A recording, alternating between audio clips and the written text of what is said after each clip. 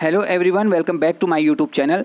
और इस वीडियो में मैं आपके लिए कुछ इम्पॉर्टेंट एमसीक्यूज़ लेके आया हूँ। कुछ नहीं बल्कि बहुत ज़्यादा एमसीक्यूज़ मैं आपके लिए लेके आया हूँ। अगर आप इन एमसीक्यूज़ को पढ़ लेते हैं अच्छे से तो लगभग आपका पेपर सही जाएगा, क्योंकि जो प्रीवियस ईयर का क्वेश्चन पेपर था वो भी लगभग इसी बुक से आया था। जो ये क्वेश्चन मैं यहाँ पे करा रहा हूँ इन्हीं में से वो क्वेश्चन आए थे। तो आपको क्या करना है कि इन क्वेश्चन को अच्छे से देख लेना है। इस वीडियो को आपको पूरा देखना है और शेयर भी अपने दोस्तों के साथ करना है। तो हम इसके क्वेश्चन को देखेंगे। तो पहला क्वेश्चन है इसका, प्राचीन काल के किन राज्यों में सर्वप्रथम लोकतंत्र के प्रमाण मिलते हैं? तो ऑप्शन नंबर ए, यूनानी राज्यों में हमें सर्वप्रथम लोकतंत्र के प्रमाण मिलते हैं। उसके बाद क्वेश्चन नंबर सेकंड है, निम्नलिखित में से कौन सा यूनानी दार्शनिक है? तो ऑप्शन नंबर सी जो प्लेटो है ये यूनानी दार्शनिक हैं। उसके बाद क्वेश्चन नंबर थर्ड है, ऐसे ऑन गवर्नमेंट पुस्तक के लेखक कौन है? तो ऐसे ऑन गवर्नमेंट जो बुक है इसके राइटर है लॉक, यानी कि जॉन लॉक। उसके बाद क्वेश्चन नंबर फोर्थ है, फ्रांसीसी क्रांति किस वर्ष हुई थी? तो 1789 में फ्रेंच रेवोल्यूशन हुई थी। फिर क्वेश्चन नंबर फिफ्थ है हमारा, लोकतंत्र के विकास को निम्नलिखित में से किस घटना ने आगे बढ़ाने में योगदान दिया?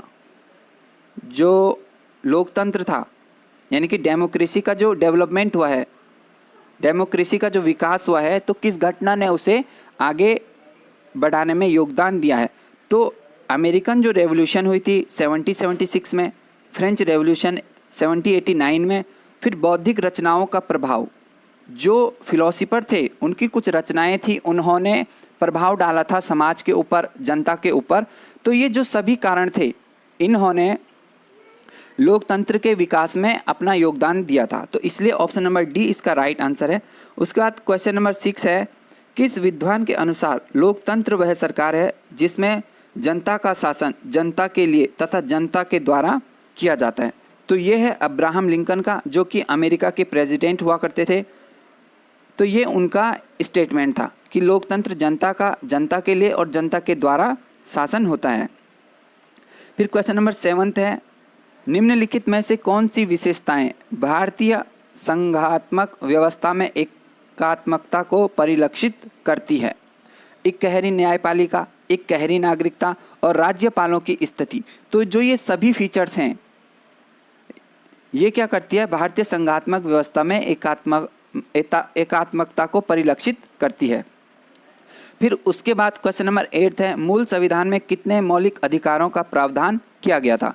तो जो ये क्वेश्चन है, अगर आपने प्रीवियस ईयर का क्वेश्चन पेपर देखा है जो कि मैंने अपलोड कर रखा है, आप उसे भी ज़रूर देखिएगा। तो यही क्वेश्चन वहाँ पर भी आ रखा है कि जो मूल संविधान था यानी कि जो बेसिक कॉन्स्टिट्यूशन था, इसमें हमें कितने फंडामेंटल राइट्स प्रदान किए गए थे?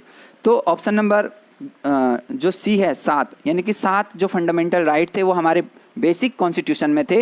लेकिन अब हमारे पास प्रेजेंट में यानी कि वर्तमान में हमारे पास 6 मौलिक अधिकार हैं, यानी कि 6 फंडामेंटल राइट्स हमारे पास हैं। फिर इसके बाद क्वेश्चन नंबर 9 हमारा, किस मौलिक अधिकार को वर्तमान में कानूनी अधिकार बना दिया गया है? तो जो 7th जो हमारा राइट था फंडामेंटल राइट, वो था हमारा राइट टू प्रॉपर्टी यानी कि संपत्ति का अधिकार। अब उसे मौलिक अधिकार से कानूनी अधिकार बना दिया गया है। तो इसीलिए जो ऑप्शन नंबर ख है यानी कि ऑप्शन नंबर बी, संपत्ति के अधिकार को मौलिक अधिकार से कानूनी अधिकार बना दिया गया है। उसके बाद क्वेश्चन नंबर 10 है, भारत में वर्तमान में वयस्क मताधिकार की आयु कितनी है?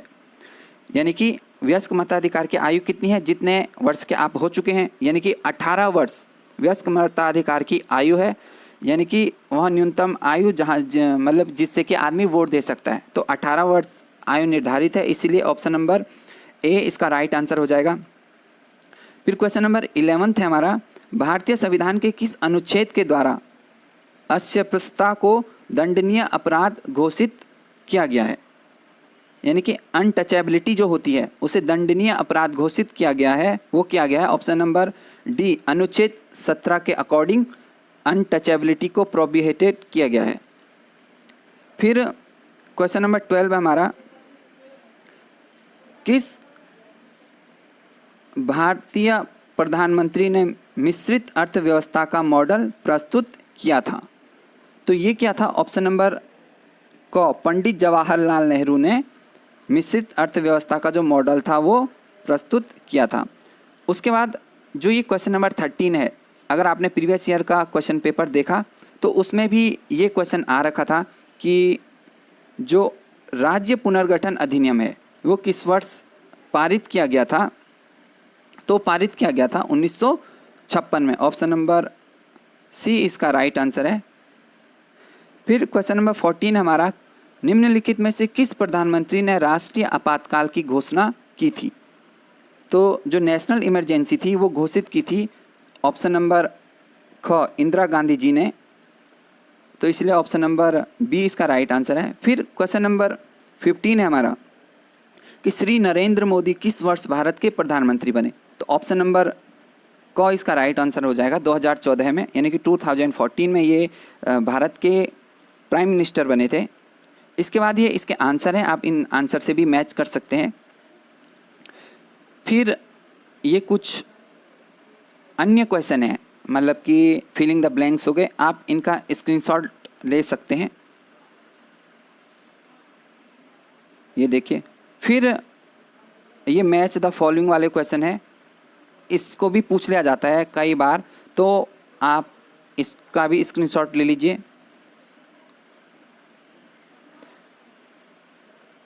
फिर ये तो नोट्स वाले क्वेश्चन है, डिस्क्रिप्टिव वाले। फिर हम बढ़ते हैं नेक्स्ट क्वेश्चन की ओर। तो नेक्स्ट क्वेश्चन हमारा, भारतीय व्यवस्थापिका का क्या अर्थ है? तो ऑप्शन नंबर ए है लोकसभा व राज्यसभा, ऑप्शन नंबर बी है लोकसभा, राज्यसभा व राष्ट्रपति। तो जो भारतीय व्यवस्थापिका है इसका अर्थ है लोकसभा और राज्यसभा व राष्ट्रपति। तो ऑप्शन नंबर बी इसका राइट आंसर है। फिर क्वेश्चन नंबर सेकंड हमारा,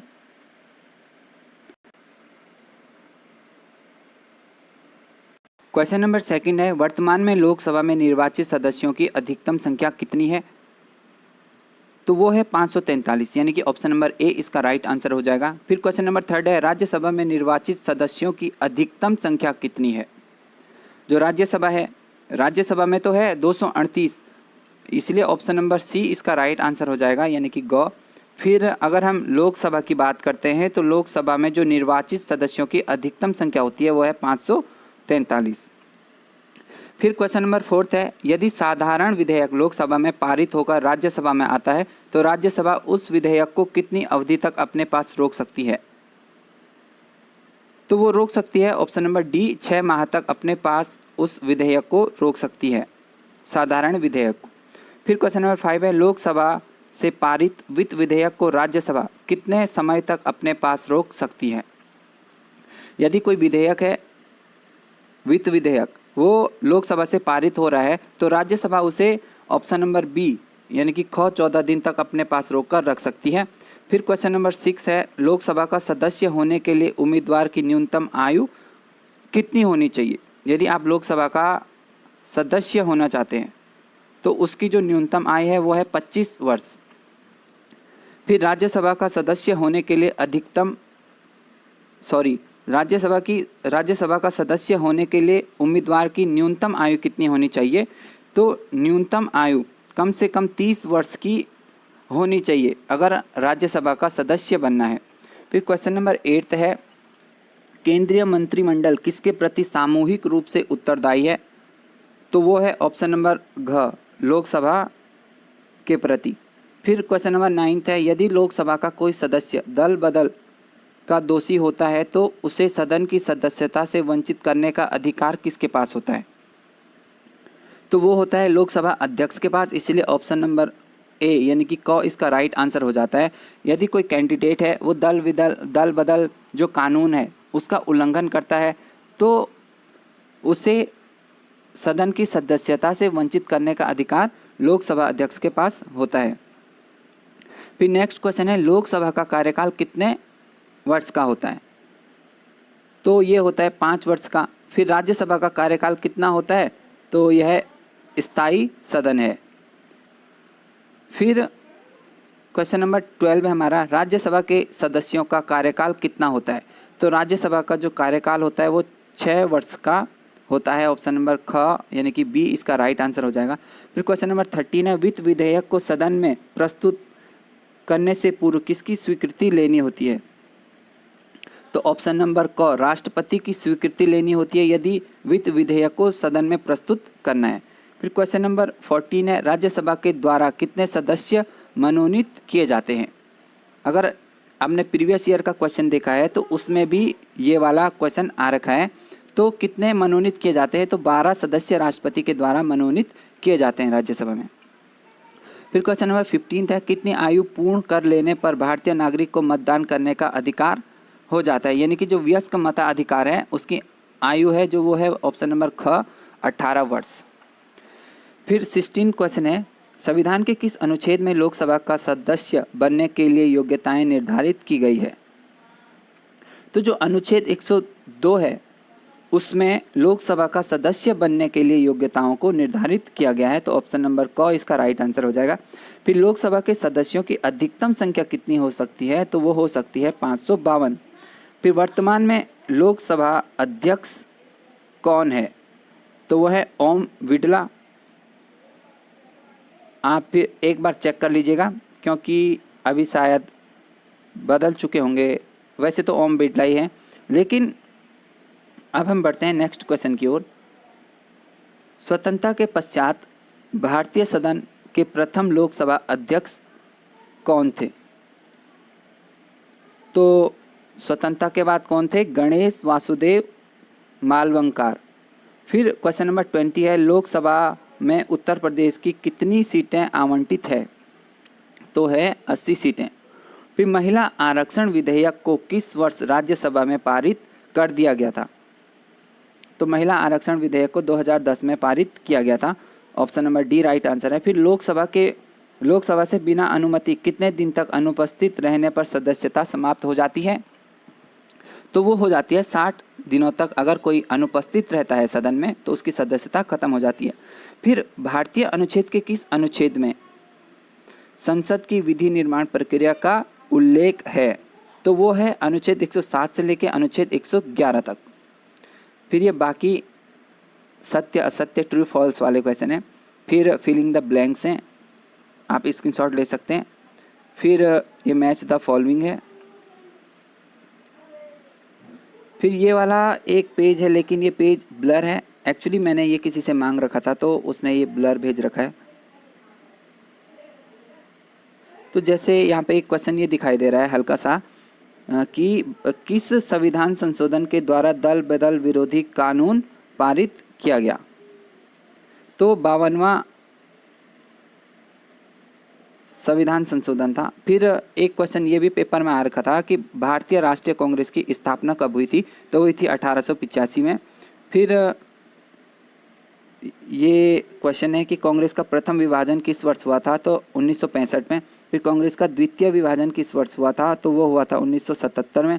फिर भारतीय जनता पार्टी की स्थापना कब हुई थी, तो 1983 में। फिर वर्तमान में कांग्रेस दल के अध्यक्ष कौन है, तो वह है राहुल गांधी जी। तो इस टाइप के क्वेश्चन पूछे जा सकते हैं। फिर हाँ आते हैं हम नेक्स्ट क्वेश्चन में। इसमें क्लियर है कि कौन से चुनाव भारत के चुनाव आयोग के कार्य क्षेत्र में नहीं आते हैं, तो वो आते हैं नगर पालिकाएँ एवं जो पंचायत के चुनाव आते हैं उसे चुनाव आयोग नहीं करवाता है। यदि कोई राजनीतिक दल चुनाव आयोग से अपना पंजीकरण कराना चाहता है तो उसे अपने संविधान में अपनी आस्था व्यक्त करनी जरूरी नहीं है।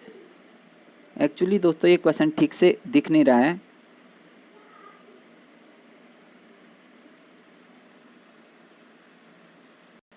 फिर क्वेश्चन नंबर 20 है, किसी चुनाव आयुक्त को राष्ट्रपति कब पद मुक्त कर सकते हैं, तो ये कर सकते हैं। ऑप्शन नंबर ग इसका राइट आंसर है, मुख्य चुनाव आयुक्त की रिपोर्ट के आधार पर। फिर क्वेश्चन नंबर 21 है, चुनाव सुधारों के बारे में सरकार में कौन सी समिति गठन नहीं की, तो है तारकुंडी समिति। ऑप्शन नंबर बी इसका राइट आंसर हो जाएगा। फिर क्वेश्चन नंबर 22 है, 2014 के चुनाव में मतदान व्यवहार को प्रभावित करने वाला सबसे अहम तत्व कौन सा था? तो आपने प्रीवियस ईयर के क्वेश्चन पेपर में भी इस क्वेश्चन को देखा होगा। तो नेतृत्व यानी कि लीडरशिप इसका राइट आंसर हो जाएगा। फिर ये फिलिंग द ब्लैंक्स हैं। फिर बढ़ते हैं हम कुछ नेक्स्ट क्वेश्चन की ओर।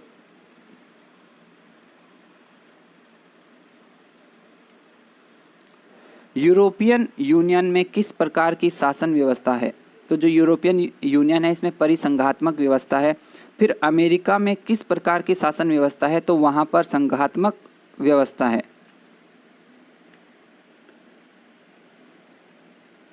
फिर ब्रिटेन में किस प्रकार की शासन व्यवस्था है? तो ब्रिटेन में एकात्मक शासन व्यवस्था है। फिर किसने कहा कि संघ शासन दुर्बल शासन होता है? तो ये कहा था डाइसी ने। फिर नेक्स्ट क्वेश्चन है, किस विद्वान ने भारत को अर्ध संघ की श्रेणी में रखा है? तो वो है वियर यानी कि केसी वियर ने इनको भारत को अर्ध संघ की श्रेणी में रखा है। फिर अमेरिकी संघ में अवशिष्ट विषय किसे सौंपे गए हैं? तो केंद्रीय सरकार को सौंपे गए हैं। फिर संघवाद में कौन सा विषय प्रांतों को दिया जाता है? तो कृषि व सिंचाई का जो विषय होता है ये संघवाद में प्रांतों को दिया जाता है। फिर 8th क्वेश्चन है, एकात्मक व्यवस्था में कौन सा तत्व नहीं हो सकता है? तो राज्य स्वायत्तता एकात्मक व्यवस्था में नहीं हो सकती है। फिर निम्न में से किस देश में संघात्मक व्यवस्था है? तो वह है स्विट्जरलैंड में। तो ये क्वेश्चन भी प्रीवियस ईयर के क्वेश्चन पेपर में आ रखा था। फिर नेक्स्ट क्वेश्चन है, संघीय व्यवस्था में कौन सा तत्व अनिवार्य नहीं है? तो वो है संसद की प्रभुता। तो ये क्वेश्चन भी प्रीवियस ईयर के क्वेश्चन पेपर में था, आप इसे भी जरूर देखिएगा वहाँ पर। फिर भारत की संघ सूची में कितने विषय हैं? तो वर्तमान में यहाँ पर 100 विषय हैं। फिर भारत की राज्य सूची में प्रारंभ में कितने विषय थे? तो ये थे 66 यानी कि 66 विषय थे। फिर भारत की राज्य सूची में वर्तमान में कितने विषय हैं? तो 62 विषय हैं। फिर भारत की समवर्ती सूची में प्रारंभ में कितने विषय थे? तो 47 विषय थे। फिर भारत की समवर्ती सूची में वर्तमान में कितने विषय हैं? तो वो है 52। फिर भारतीय संविधान के संदर्भ में यह किसने कहा कि हमने इस संविधान में संघ का नहीं बल्कि यूनियन शब्द का प्रयोग किया है? तो वो कहा था डॉक्टर भीमराव अंबेडकर ने। फिर क्वेश्चन नंबर 17 है, हमारी संघीय व्यवस्था को कब एकात्मक व्यवस्था में बदला जा सकता है? तो वो बदला जा सकता है आपातकाल में यानी कि इमरजेंसी में। फिर नेक्स्ट क्वेश्चन है, भारत संघ में किस राज्य को विशेष राज्य का दर्जा प्राप्त है? तो वह है जम्मू कश्मीर को, लेकिन अब ये दर्जा हट चुका है। फिर क्वेश्चन नंबर 19 है, भारतीय संघीय व्यवस्था में सशक्त केंद्र का विचार किस देश के संविधान से लिया गया है? तो वो लिया गया है कनाडा के संविधान से। फिर क्वेश्चन नंबर 20 है, विदेश संबंध का विषय किस सूची में रखा गया है? तो वो रखा गया है संघ सूची में। ये भी प्रीवियस ईयर के क्वेश्चन पेपर में क्वेश्चन आ रखा था। फिर नेक्स्ट क्वेश्चन है, न्यायपालिका की स्वतंत्रता बनाए रखने के लिए कौन सा कारक उत्तरदायी नहीं है? तो आजीवन कार्यकाल, ये इसका राइट आंसर हो जाएगा। फिर किसने कहा कि यदि न्याय का दीपक बुझ जाए तो अकल्पनीय अंधकार होगा? तो वो कहा था लॉर्ड जेम्स ब्राइस ने। फिर क्वेश्चन नंबर 4 है, सर्वोच्च न्यायालय के जज को सिद्ध दुराचरण और अक्षमता के दोष के आधार पर कौन हटा सकता है? तो हटा सकते हैं संसद एवं राष्ट्रपति। फिर किसी संवैधानिक मामले या सार्वजनिक हित के मामले में कौन सर्वोच्च न्यायालय से परामर्श ले सकता है? तो वो ले सकता है राष्ट्रपति। फिर क्वेश्चन नंबर नेक्स्ट है 6 है, सर्वोच्च न्यायालय के जजों की संख्या में कौन वृद्धि कर सकता है? अगर आपने ये प्रीवियस ईयर का देखा होगा क्वेश्चन पेपर, तो उसमें भी ये क्वेश्चन था कि संसद इसका राइट आंसर हो जाएगा। फिर राष्ट्रपति निम्न में से किसे सर्वोच्च न्यायालय के न्यायाधीश के पद पर नियुक्त कर सकता है? तो जो प्रसिद्ध विधिवेता होता है उसे वो न्यायाधीश के पद पर नियुक्त कर सकता है। फिर सर्वोच्च न्यायालय के जजों की अवकाश आयु कितनी है? तो वो है 65 वर्ष। फिर किस याचिका की सुनवाई करने में न्यायालय सरोकार के नियम को शिथिल कर देती है? तो वो कर देती है जनहित याचिका को। 10th क्वेश्चन है, संविधान के किस अनुच्छेद के अंतर्गत सर्वोच्च न्यायालय को मौलिक अधिकारों के संरक्षण का अधिकार दिया गया है? तो अनुच्छेद 32 को प्रीवियस ईयर के पेपर में भी था। फिर वर्तमान में सर्वोच्च न्यायालय के मुख्य न्यायाधीश कौन हैं? तो अभी है रंजन गोगोई। आप इसको देख लीजिएगा एक बार अच्छे से गूगल में सर्च करके। फिर नेक्स्ट क्वेश्चन है, शीला बारसे बनाम महाराष्ट्र राज्य याचिका के द्वारा कौन सा मामला उठाया गया? तो वो है ऑप्शन नंबर बी, जेलों में महिलाओं पर होने वाली हिंसा। फिर ये अदर क्वेश्चन है। फिर हम आते हैं नेक्स्ट क्वेश्चन में कि भारत में नगरीय प्रशासन किस वायसराय की देन है? तो भारत में जो नगरीय प्रशासन है वो लॉर्ड कैनिंग की देन है। फिर क्वेश्चन नंबर नेक्स्ट है, संविधान के किस संशोधन का संबंध पंचायती राज संस्थाओं से है? ये वाला क्वेश्चन भी आपने प्रीवियस ईयर के क्वेश्चन पेपर में देखा होगा। तो यानी कि जो ये बुक है इसी से ऑलमोस्ट सारे क्वेश्चन पिछले बार आ रखे थे, तो इस बार भी क्वेश्चन इस बुक से आ सकते हैं। तो आपको इन सारे एमसीक्यूज़ को अच्छे से देखना है। फिर इसका राइट आंसर क्या है? 1993 का 73 कॉन्स्टिट्यूशनल अमेंडमेंट। फिर क्वेश्चन नंबर 3 है, संविधान की 12वीं अनुसूची में किसके कार्यों का वर्णन है? ये क्वेश्चन भी पिछले बार आ रखा था। तो ये ऑप्शन नंबर घ यानी कि नगर पालिकाओं का के कार्यों का इसमें वर्णन है। फिर पंचायती राज दिवस कब मनाया जाता है? तो ये क्वेश्चन भी प्रीवियस पेपर में आ रखा था, तो 24 अप्रैल को। फिर पंचायती राज का उद्घाटन राजस्थान के किस जिले में हुआ था? तो वो हुआ था नागौर जिले में। फिर 73rd और 74th जो संविधान संशोधन हुआ था उसके अनुसार निम्नलिखित में से किसे ग्रामीण व नगरीय स्थानीय निकायों में आरक्षण प्राप्त नहीं है? तो वो है ऑप्शन नंबर घ, पिछड़े वर्ग को। फिर नगर निगम की परिषद में निर्वाचित सदस्य क्या कहलाते हैं? तो वो कहलाते हैं पार्षद। Option number A right answer. फिर क्वेश्चन नंबर 8 है, नगर निगम की परिषद में मनोनीत सदस्य क्या कहलाते हैं? तो वो कहलाते हैं एल्डर मैन। फिर क्वेश्चन नंबर 9 है, छावनी बोर्ड का कार्यकाल कितना है? तो वह है ऑप्शन नंबर ए 3 वर्ष। आपको इन क्वेश्चन को अच्छे से देख लेना है। अगर आप मुझसे कांटेक्ट करना चाहते हैं तो डिस्क्रिप्शन में मेरा नंबर है, वहाँ से आप मुझसे कांटेक्ट कर सकते हैं। फिर नेक्स्ट क्वेश्चन है, संचार एक व्यक्ति से दूसरे व्यक्ति को सूचनाएं व समझ हस्तांतरित करने की प्रक्रिया है। यह कथन किस विद्वान का है? तो जो ये कथन है वह थियो हेमन का ये स्टेटमेंट है। फिर किसने कहा कि संप्रेषण साझा उद्देश्यों की साझा समझ है? तो ये कहा था मिलेट ने। फिर संचार प्रणाली का निम्न में से कौन सा एक पक्ष नहीं है? संचार के माध्यम इसका राइट आंसर है। फिर निम्नलिखित में से कौन सा मौखिक संप्रेषण का माध्यम है? तो ये क्वेश्चन भी प्रीवियस ईयर के क्वेश्चन पेपर में आया था। तो ऑप्शन नंबर जो डी है उक्त सभी, तो ये मौखिक संप्रेषण के माध्यम है, चाहे रेडियो हो, दूरदर्शन हो या चाहे दूरभाष हो। फिर निम्न में से कौन सा मौखिक संप्रेषण का माध्यम नहीं है? तो साक्षात्कार, समाचार पत्र, सभाएं और रेडियो।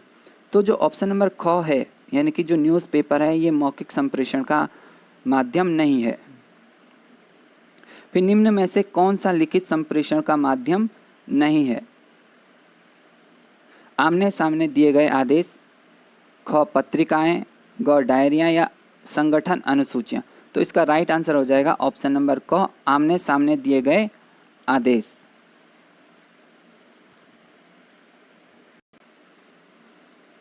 फिर नेक्स्ट क्वेश्चन है, संप्रेषण के लिए निम्न में से कौन सा मार्ग अपनाया जाता है?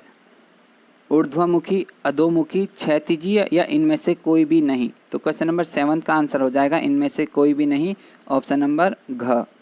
फिर क्वेश्चन नंबर 8 है, औपचारिक संचार के किस नेटवर्क में संचार केवल ऊपर या नीचे जा सकते हैं? तो ये है श्रृंखला नेटवर्क में। फिर क्वेश्चन नंबर 9 है, औपचारिक संचार के अंतर्गत किस नेटवर्क के समूह सदस्य केवल पड़ोसी सदस्य से बात करते हैं? तो ये है ऑप्शन नंबर ग, विथ नेटवर्क, इसका राइट आंसर हो जाएगा। फिर क्वेश्चन नंबर 10 है, औपचारिक संचार के नेटवर्क में सबसे विकेंद्रित रूप कौन सा है? तो इसका राइट आंसर हो जाएगा ऑप्शन नंबर घ, सभी मार्ग नेटवर्क, राइट आंसर। फिर नेक्स्ट क्वेश्चन है दोस्तों, किसी भी संगठन की सफलता की प्रथम शर्त क्या है? तो जैसे भी कोई भी ऑर्गेनाइजेशन होती है, यदि वो सक्सेसफुल हो जाती है तो उसकी प्रथम शर्त क्या है, फर्स्ट कंडीशन क्या है? तो सही व उपयुक्त नीतियों का जब निर्माण कोई ऑर्गेनाइजेशन करती है तभी वो सक्सेस हो पाती है। तो ऑप्शन नंबर ए इसका राइट आंसर हो जाएगा। फिर निम्न में से किस नीतियों का संबंध विशिष्ट वर्गों से है? तो ऑप्शन नंबर ए है सारगत नीतियाँ, ऑप्शन नंबर बी वितरक नीतियाँ, या ऑप्शन नंबर सी नियंत्रक नीतियाँ, ऑप्शन नंबर डी पूंजीगत नीतियाँ। तो ऑप्शन नंबर ख इसका राइट आंसर है वितरक नीतियाँ। फिर कौन सी नीतियाँ व्यापारिक उपक्रमों को सहायता देने के लिए बनाई जाती हैं? वितरक नीतियाँ, पुनः वितरक नीतियाँ, पूंजीकरक नीतियाँ, या सारगत नीतियाँ। तो इसका राइट आंसर है ऑप्शन नंबर ग, पूंजीकरण नीतियाँ। फिर क्वेश्चन नंबर 4 है, ड्रोर ने नीति निर्माण के कितने प्रतिमान बताए? तो option number C right answer है 6। डोर के अनुसार सर्वोत्तम प्रतिमान है, जो ड्रोर है इनके अनुसार सर्वोत्तम प्रतिमान क्या है? आर्थिक रूप से तार्किक प्रतिमान, अति तार्किक प्रतिमान, इन दोनों का सम्मिलित रूप, या इनमें से कोई भी नहीं। तो ऑप्शन नंबर सी इसका राइट आंसर हो जाएगा, इन दोनों का सम्मिलित रूप। फिर क्वेश्चन नंबर 6 है, सही कथन का हमें चयन करना है। तो नीति एक निरंतर गतिशील प्रक्रिया है, समय व परिस्थितियों के साथ उद्देश्य भी परिवर्तित हो जाते हैं। फिर उद्देश्य परिवर्तन के साथ नीतियों में भी परिवर्तन आता है, या सभी कथन सत्य हैं? तो ऑप्शन नंबर डी जो है सभी कथन सत्य हैं, इसका राइट आंसर हो जाएगा। फिर क्वेश्चन नंबर 7 है, नीति निर्माण पर परिवेश का भी प्रभाव पड़ता है, परिवेश से क्या अभिप्राय है? तो ऑप्शन नंबर ए है प्राकृतिक संसाधन एवं भौगोलिक स्थिति, ऑप्शन नंबर बी है सामाजिक व आर्थिक स्थिति, ऑप्शन नंबर सी है राजनीतिक स्थिति, या ऑप्शन नंबर डी है उक्त सभी। तो ऑप्शन जो क्वेश्चन नंबर 7 है कि जो नीति निर्माण पर परिवेश का भी प्रभाव पड़ता है, तो परिवेश का जो अभिप्राय है वो सभी हैं, उपयुक्त सभी। फिर क्वेश्चन नंबर 8 है, नीति निर्माण हेतु किसने तर्कसम्मत बोधगम्य उपागम को प्रस्तुत किया है? तो वो क्या है? चार्ल्स लिंडब्लॉम ने। तो ऑप्शन नंबर ए यानी कि क इसका राइट आंसर हो जाएगा। फिर किस देश के लोक नीति को विश्वविद्यालयों के पाठ्यक्रम में सम्मिलित किया गया है? तो ऑप्शन नंबर ख अमेरिका की जो लोक नीति होती है उसे विश्वविद्यालयों के पाठ्यक्रम में सम्मिलित किया गया है। फिर भारत में सार्वजनिक नीति केंद्र की स्थापना किस स्थान पर की गई है? तो वो की गई है ऑप्शन नंबर ग, बेंगलुरु में।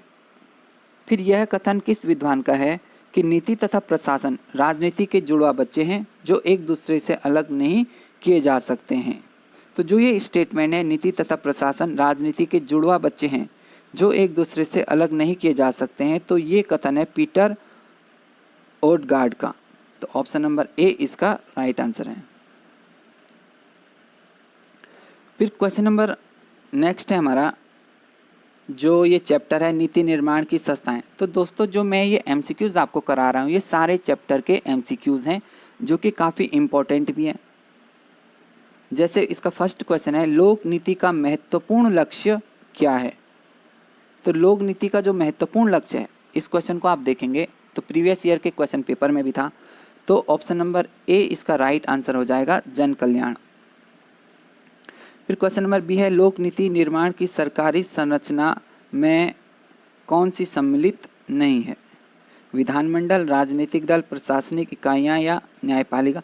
तो ऑप्शन नंबर ख इसका राइट आंसर हो जाएगा, राजनीतिक दल। फिर ये वाला क्वेश्चन भी पिछले बार आ रखा था कि किस देश की जो विधायिका है वो कांग्रेस कहलाती है, तो अमेरिका की जो विधायिका है वो कांग्रेस कहलाती है। फिर नेक्स्ट क्वेश्चन है, मार्टिन स्टार ने नीति निरूपण के कितने नियम बताए हैं। तो जो मार्टिन स्टार है इन्होंने 3 नियम बताए हुए हैं नीति निरूपण के। फिर नीति निर्माण के क्षेत्र में प्रशासन निम्न में से कौन सी भूमिका निभाता है। तो जो प्रशासन होता है वो सूचना प्रदान करता है, परामर्श भी देता है और नीति का विश्लेषण भी करता है। तो इसीलिए ऑप्शन नंबर डी इसका राइट आंसर हो जाता है, उपयुक्त सभी। फिर जनमत से क्या अभिप्राय है, ये क्वेश्चन भी प्रीवियस ईयर के क्वेश्चन पेपर में था।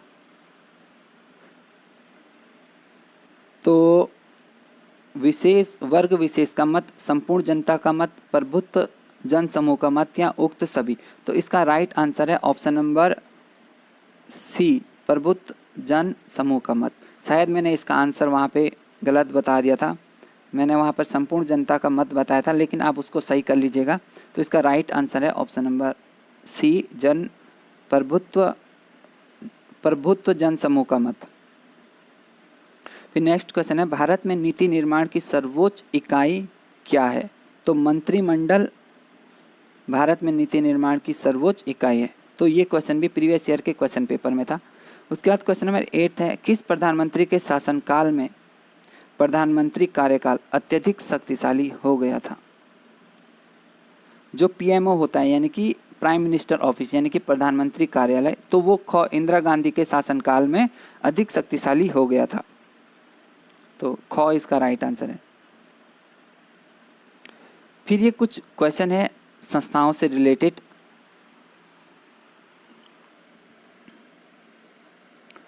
तो इसका पहला क्वेश्चन है, नियामक संस्थाएं सर्वप्रथम किस देश में अस्तित्व में आई थी। तो जो नियामक संस्थाएं थी वो सर्वप्रथम अमेरिका में अस्तित्व में आई थी। तो ऑप्शन नंबर ए इसका राइट आंसर हो जाएगा। फिर क्वेश्चन नंबर 2 है, स्वतंत्र नियामकीय आयोग की प्रकृति होती है। तो अर्ध विधायी, अर्ध प्रशासनिक, अर्ध न्यायिक या उक्त तीनों। तो जो ये तीनों होते हैं, अर्ध विधायी, अर्ध प्रशासनिक या अर्ध न्यायिक, ये जो तीनों प्रकृति होती है ये स्वतंत्र नियामकीय आयोग की होती है। तो ऑप्शन नंबर डी इसका राइट आंसर हो जाएगा। फिर निम्न में से किसे शासन की चतुर्थ श्रेणी कहा जाता है।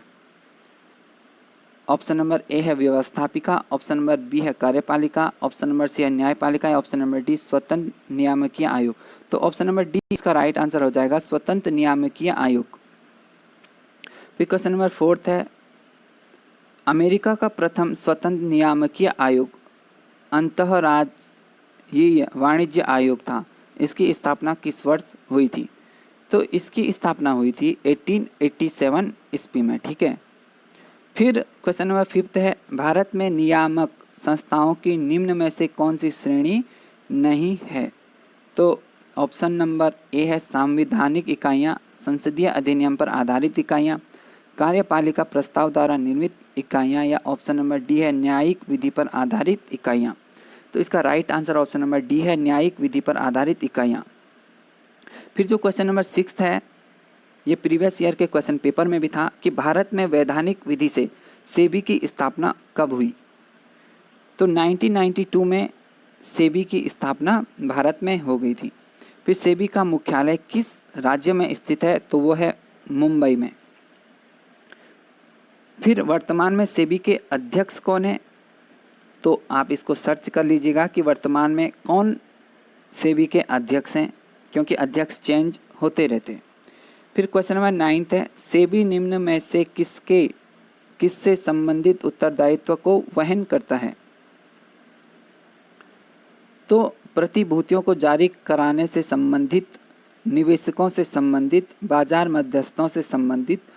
तो जो सेबी होता है ये सभी से संबंधित उत्तरदायित्व को वहन करता है।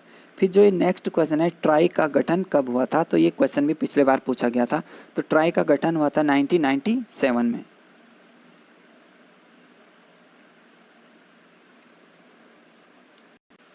तो नेक्स्ट क्वेश्चन हमारा, भारतीय प्रतिस्पर्धा आयोग की स्थापना किस वर्ष की गई थी। तो ये क्वेश्चन भी प्रीवियस ईयर के क्वेश्चन पेपर में था। कि भारतीय प्रतिस्पर्धा आयोग की स्थापना किस वर्ष की गई थी, तो 2003 में उसकी स्थापना की गई थी। फिर भारतीय प्रतिस्पर्धा अधिनियम किस राज्य पर लागू नहीं किया गया है, तो वो ऑप्शन नंबर ए है जम्मू कश्मीर पर।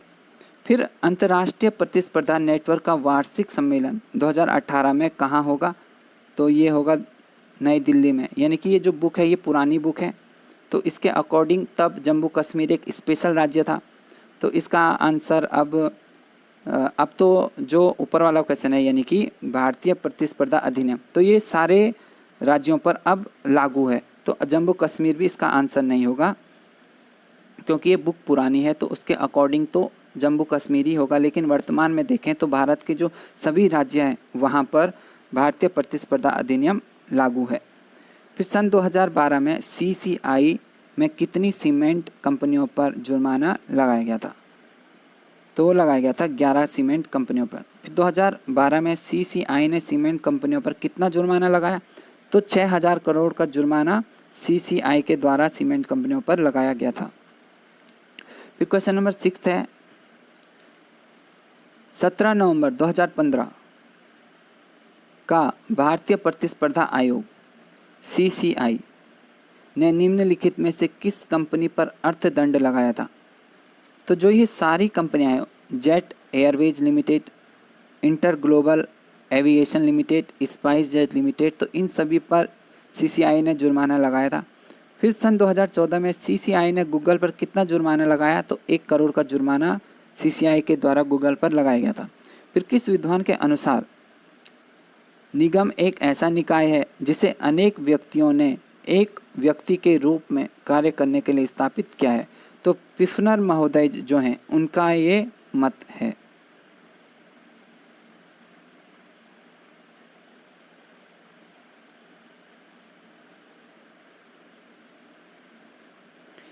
फिर नेक्स्ट क्वेश्चन है, दबाव समूहों द्वारा, एक मिनट, दबाव समूह की निम्न में से कौन सी विशेषता नहीं है, विशिष्ट लक्ष्यों से प्रेरित, अराजनीतिक संगठन, सत्ता की प्राप्ति का उद्देश्य, या शासकीय नीति को प्रभावित करने का प्रयास, तो ऑप्शन नंबर सी इसका राइट आंसर है, सत्ता प्राप्ति का उद्देश्य। फिर क्वेश्चन नंबर 2 है, दबाव समूहों द्वारा निम्न में से कौन सी तकनीक नहीं अपनाई जाती, तो ऑप्शन नंबर ख इसका राइट आंसर है, सरकार गठित करना। फिर क्वेश्चन नंबर 3 है, दबाव समूह किन देशों में पाए जाते हैं, लोकतांत्रिक देशों में, साम्यवादी देशों में, पूंजीवादी देशों में, या इन सभी में। तो जो ये सारे टाइप की कंट्रीज़ हैं, चाहे वो डेमोक्रेटिक कंट्रीज़ हो गई या साम्यवादी कंट्रीज़ हो गई या जो पूंजीवादी देश होते हैं, तो इनमें इन सभी में दबाव समूह पाए जाते हैं। फिर दबाव समूह किस प्रकार के संगठन है, ये क्वेश्चन भी प्रीवियस ईयर में पूछा गया था, तो गैर राजनीतिक प्रकार के ये संगठन है। तो दोस्तों आपको इन सारे MCQs को पढ़ लेना है, वीडियो देखते देखते आप इनके स्क्रीनशॉट भी ले लीजिए ताकि आप बाद में इनको पढ़ पाएँ। फिर नेक्स्ट क्वेश्चन हमारा, नाडार जाति संघ किस राज्य में सक्रिय है, तो यह है तमिलनाडु में, option number C right answer है। फिर आंध्र प्रदेश में निम्न में कौन सा जातीय समुदाय पाया जाता है, कामा, रेड्डी, ब्राह्मण एवं माथुर, तो ये सभी जो हैं ये आंध्र प्रदेश में पाए जाते हैं। फिर नेक्स्ट क्वेश्चन है, फिक्की की स्थापना कब हुई थी, ये क्वेश्चन भी प्रीवियस ईयर में पूछा गया था। तो फिक्की की स्थापना 1927 में हुई थी। फिर फिक्की का मुख्यालय कहाँ स्थित है, यानी कि हेडक्वार्टर कहाँ है, तो वो है नई दिल्ली में। फिर देश के कितने राज्यों में फिक्की की शाखाएं हैं, तो वो है 12 राज्यों में। फिर विश्व के कितने देशों में फिक्की की शाखाएं हैं, तो 8 देशों में फिक्की की शाखाएं हैं। फिर विश्व के कितने देशों में ATA कंटेंट को मान्यता प्राप्त है, तो जो विश्व के 72 देश हैं, 72 देश हैं, इन्हें ATA कार्नेट को मान्यता प्राप्त है। फिर इसके बाद नेक्स्ट क्वेश्चन है, देश की एकमात्र कौन सी संस्था है जो ATA कार्नेट जारी करती है, तो वो करती है ऑप्शन नंबर ए फिक्की। फिर वर्तमान में फिक्की के अध्यक्ष कौन है, तो संगीता रेणु, लेकिन आप इसको राइट आंसर कर लीजिएगा एक बार गूगल पे चेक करके, इम्पोर्टेंट है। फिर भारतीय वाणिज्य व उद्योग मंडल की स्थापना कब हुई? एसोचैम की स्थापना कब हुई थी? तो ये हुई थी 1920 में। ये भी काफ़ी इम्पोर्टेंट क्वेश्चन है, पूछा जा सकता है। फिर एसोचैम के अधीन, एसोचैम यानी कि भारतीय वाणिज्य व उद्योग मंडल, तो कितनी विशेषज्ञ समितियां इसमें पाई जाती है? तो 59 विशेषज्ञ समितियां इनमें पाई जाती हैं। फिर निम्न में से किस संस्था को मंडलों का मंडल कहा जाता है? तो एसोचैम यानी कि भारतीय वाणिज्य एवं उद्योग मंडल को।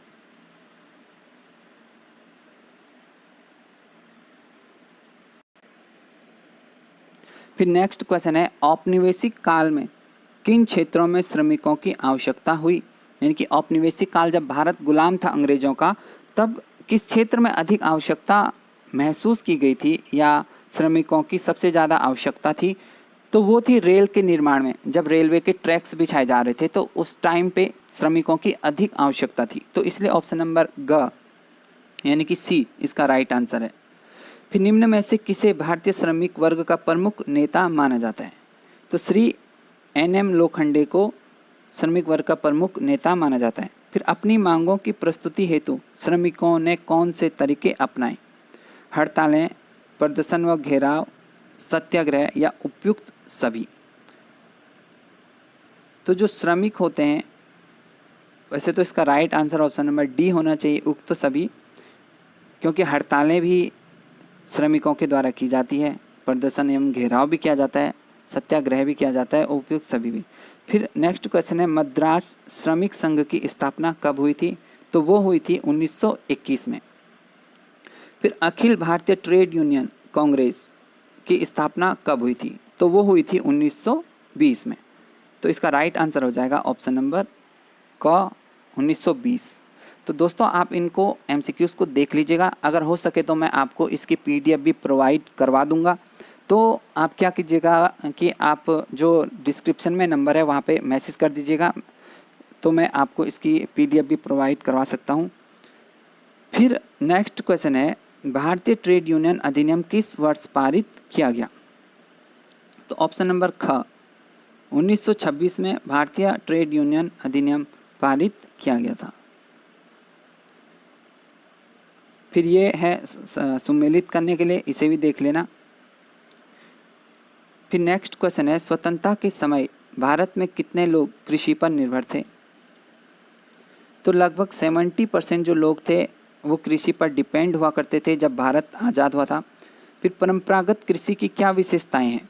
जोतों का आकार छोटा होना, उत्तम बीजों व सिंचाई सुविधाओं का अभाव होना, भूस्वामियों व साहूकारों का दुष्प्रभाव या उपयुक्त सभी? तो ऑप्शन नंबर डी इसका राइट आंसर हो जाएगा, उक्त सभी। फिर क्वेश्चन नंबर थर्ड है, स्वतंत्रता से पूर्व आरंभ हुए कौन से दो आंदोलन स्वतंत्रता के बाद भी जारी रहे? तो तिलभा व जो तेलंगाना आंदोलन थे, ये स्वतंत्रता से पूर्व आरंभ हो गए थे, लेकिन ये स्वतंत्रता के बाद भी जारी रहे थे, इसलिए राइट आंसर ऑप्शन नंबर क हो जाएगा। फिर सामुदायिक विकास कार्यक्रम किस वर्ष आरंभ किया गया था? तो ये क्वेश्चन भी प्रीवियस ईयर में पूछा गया था। तो ऑप्शन नंबर जो ख है, 1952 में सामुदायिक विकास कार्यक्रम को लागू किया गया था। फिर योजना आयोग की स्थापना कब हुई थी? तो योजना आयोग की स्थापना 1950 में हुई थी। Option number A right answer है। फिर भारतीय संविधान सभा ने अपना कार्य कब आरंभ किया था? तो ये क्वेश्चन भी प्रीवियस ईयर में पूछा गया था। तो 9 दिसंबर 1946 को, 9 दिसंबर 1946 यानी कि ऑप्शन नंबर जो सी है, तब इसने अपना कार्य प्रारंभ किया था। फिर संविधान के किस अनुच्छेद के तहत अस्पृश्यता का निषेध किया गया है? अस्पृश्यता का निषेध किया गया है, यानी कि अनटचेबिलिटी का निषेध किया गया है। ये क्वेश्चन भी प्रीवियस ईयर में था। तो जो आर्टिकल 17 है, अनुच्छेद 17 है।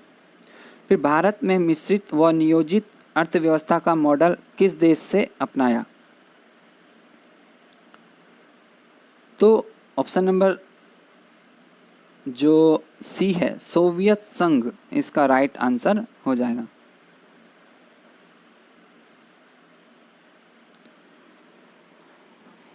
फिर नेक्स्ट चैप्टर के जो हमारे एमसीक्यूज हैं वो है आधुनिक युग में कौन सी नूतन प्रवृत्ति देखने को मिलती है, उदारीकरण की, निजीकरण की, भूमंडलीकरण की या उक्त सभी। तो ऑप्शन नंबर डी इसका राइट आंसर हो जाएगा, उक्त सभी। उदारीकरण की प्रक्रिया भी हमें आधुनिक युग में देखने को मिलती है, निजीकरण की भी, भूमंडलीकरण की भी। तो नेक्स्ट क्वेश्चन है निम्न में से किस प्रक्रिया में व्यापार हेतु निर्मित कानूनों में ढील दी जाती है। तो उदारीकरण में व्यापार हेतु जो निर्मित कानून होते हैं इनमें ढील दी जाती है। फिर नेक्स्ट क्वेश्चन है निजीकरण के अंतर्गत आयात व निर्यात प्रक्रिया को सरल बनाया जाता है। उद्योग, व्यापार व सेवा क्षेत्रों को सरकारी नियंत्रण से मुक्त कर निजी क्षेत्र में रखा जाता है। यह संपूर्ण विश्व को एक गांव के रूप में देखा जाता है या उक्त सभी। तो निजीकरण के अंतर्गत जो होता है वो उद्योग व व्यापार व सेवा क्षेत्रों को सरकारी नियंत्रण से मुक्त कर निजी क्षेत्र में रखा जाता है। तो ऑप्शन नंबर ख इसका राइट आंसर हो जाएगा। फिर भारत में उदारीकरण कब आरंभ हुआ था। तो वो आरंभ हुआ था 1980 के दशक में।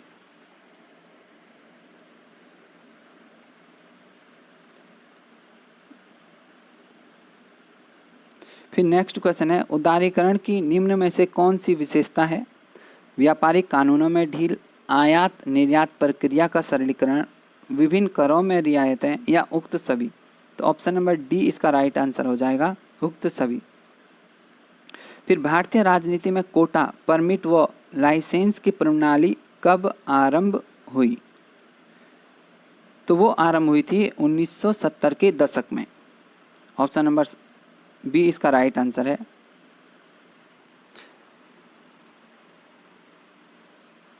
फिर दोस्तों इसका नेक्स्ट क्वेश्चन है ई प्रशासन में निम्न में से कौन सा गुण पाया जाता है।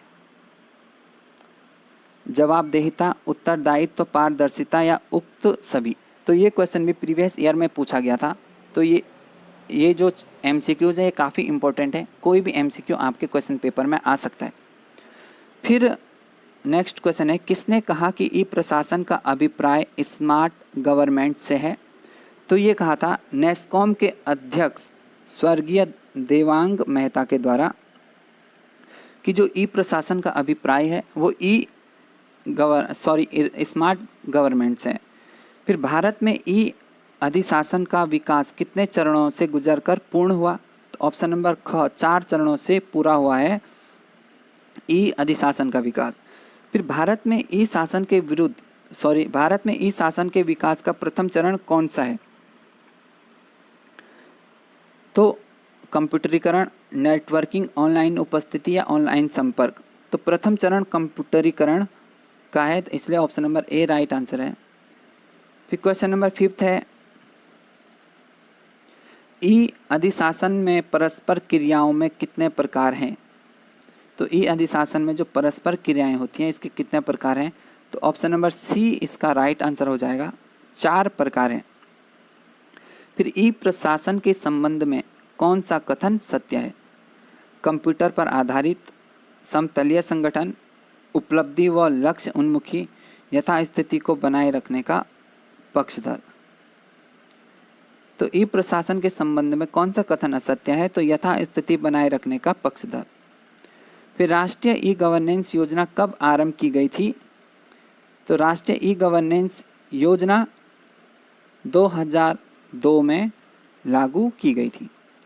फिर नेक्स्ट क्वेश्चन है वर्ष 2021 तक भारत में इंटरनेट का प्रयोग करने वालों की संख्या लगभग कितने होने का अनुमान है। तो लगभग 82 करोड़ इतना अनुमान है। फिर देश में सूचना प्रौद्योगिकी अधिनियम कब लागू किया गया था। तो सूचना प्रौद्योगिकी अधिनियम 2000 में लागू किया गया था। फिर ई गवर्नेंस का 18वां वार्षिक सम्मेलन जनवरी 2015 में कहाँ संपन्न हुआ था। तो गांधीनगर गुजरात में ई गवर्नेंस का 18वां वार्षिक सम्मेलन 2015 में संपन्न हुआ था।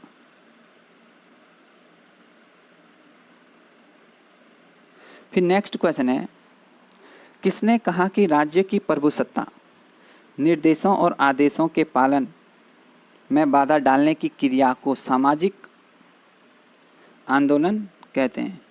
तो ये कहा था रामचंद्र गुहा ने। Option number A right answer हो जाएगा। फिर क्वेश्चन नंबर सेकंड है, किसने सामाजिक आंदोलन को गैर दलीय राजनीतिक प्रक्रिया कहा है?